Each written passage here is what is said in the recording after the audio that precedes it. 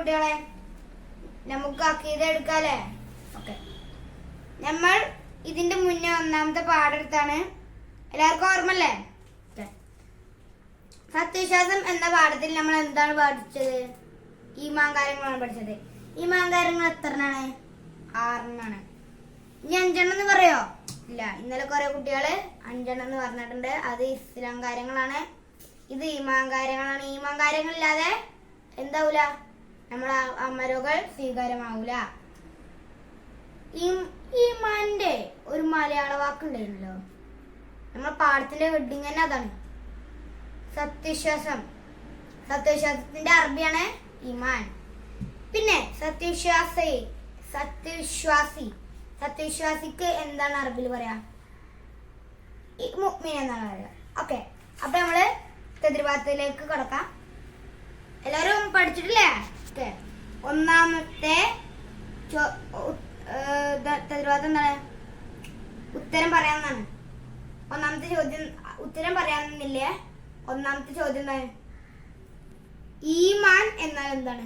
ഈമാൻ എന്നാൽ എന്താണ്? അറിയില്ലേ? പാഠപുസ്തകത്തിൽ ആദ്യം തന്നെ പറഞ്ഞിട്ടുള്ളതാണ്.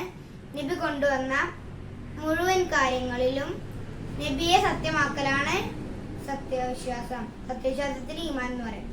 ഈമാൻ എന്നാൽ എന്താണെന്ന് പറഞ്ഞാൽ നമ്മൾ അത് പറഞ്ഞെടുക്കണം. 2 എന്താണ്?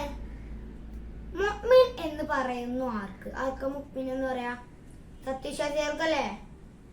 നബിയെ വിശ്വസിച്ചവർക്കാണ് മുഅ്മിൻ എന്ന് പറയുക. അമലുകൾ സ്വീകാര്യപ്പെടാൻ അനിവാര്യമാവാൻ എന്ത് വേണം? ഈമാൻ വേണം. ഈമാൻ അല്ലെങ്കിൽ നമ്മൾ അമൽ സ്വീകാര്യമാവില്ല എന്ന് ഞാൻ പറഞ്ഞു തന്നു. അടുത്തത് എന്താണ്? 4. നാലാമത്തെ എന്താണ്? ഈമാൻ കാര്യങ്ങൾ എത്ര? 5 എന്ന് പറയില്ലല്ലോ അല്ലേ? ഓക്കെ, 6. അടുത്ത അവിടെ കൊടുത്തിട്ടുള്ളത്, അടുത്ത പ്രവർത്തനം നമുക്ക് എഴുതാമെന്നാണ്. നമുക്ക് എഴുതാമെങ്കിൽ എന്താണ് പറഞ്ഞിട്ടുള്ളത്? ഈമാൻ കാര്യങ്ങൾ എത്ര? അതവിടെ കൊടുത്തിട്ടുണ്ട്, എഴുതിയിട്ടുണ്ട്. ഈമാൻ കാര്യങ്ങൾ എഴുതാനാണ് പറഞ്ഞിട്ടുള്ളത്. ഒന്നെന്താണ്? അള്ളാഹുവിൽ വിശ്വസിക്കുക. 2 അള്ളാഹുവിന്റെ മലക്കുകളിൽ വിശ്വസിക്കുക. 3 അള്ളാഹുവിന്റെ മുർസലുകളിൽ വിശ്വസിക്കുക. 4 അള്ളാഹുവിന്റെ കിതാബുകളിൽ വിശ്വസിക്കുക. 5 അവസാന നാളിൽ വിശ്വസിക്കുക. 6 നന്മയും തിന്മയുമായ എല്ലാ കാര്യങ്ങളും അള്ളാഹുവിൽ നിന്നാണെന്ന് വിശ്വസിക്കുക. എല്ലാം ഓക്കെ അല്ലേ? ഒന്നിട്ട് പറഞ്ഞിരുന്നൊന്നുമില്ലല്ലേ? നമുക്ക് അടുത്ത പാഠം അടുത്ത ദിവസം എടുക്കാം. എല്ലാവർക്കും അസ്സലാമു അലൈക്കും. പിന്നെ ലൈക്ക് ഷെയർ ചെയ്യാനൊന്നും മറക്കരുത്. സബ്സ്ക്രൈബ് ചെയ്യുക, സപ്പോർട്ട് ചെയ്യുക. അസ്സലാമു അലൈക്കും. അല്ലാഹു തൗഫീഖ് നൽകുമാറാവട്ടെ. അല്ലാഹു അക്ബർ. ഓക്കെ.